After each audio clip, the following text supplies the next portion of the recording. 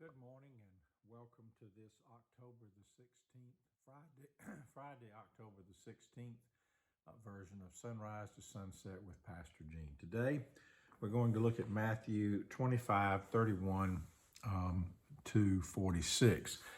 And these words are often used to promote the work of mission in the life of the church, but we're gonna look at them with a little bit of a different twist today, and I hope they'll be a blessing to you. This is the final parable before we get into the story of the Passion proper, and it's a most appropriate way to bring this material to a close before we go into these final three chapters about the death and resurrection of Jesus.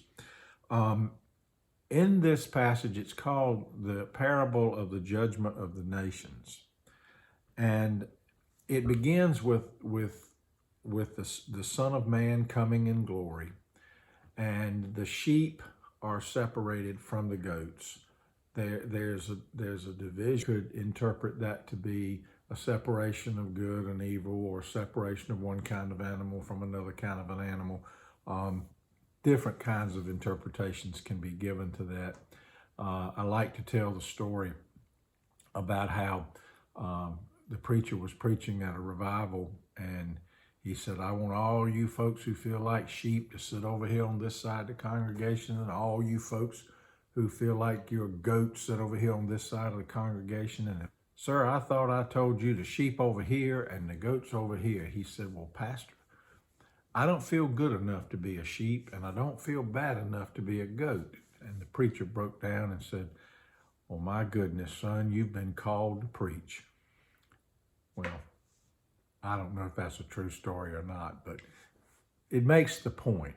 There's a separation between what God wants and where God wants it, and how God wants it. And that's what we're supposed to be putting our faith and trust in. If you look at this passage, it talks about people who are hungry and people who are naked and people who are in prison, and the response of God's faithful people, God's servants to those people, which is an attempt to make sure that we all realize that God's love includes everyone, especially those who are in need. Mr. Wesley, in his explanatory notes on the New Testament, in chapter 25, referencing verse 40, this is where he used these words, do good to all. Do good to all. It would be wonderful if we were able to do that, if it didn't matter about how much money somebody had, or the color of somebody's skin, or what their gender or orientation was. It would be great if we could do good to all, if we could really obey Jesus that way. And many people try to do that, really try with their whole heart. Many people have given the appearance of trying and haven't really been making that full effort. And they know it, and God knows it, and it's caused a little bit of heartburn, I think, not only for them, but also for Jesus. But this whole thought about being able to do good to all is a message that we in the church today really need to take very seriously. Because as we move into the story of the crucifixion, death, and resurrection of Jesus, we are moving into a time where we celebrate what Christ did for all. That means everybody.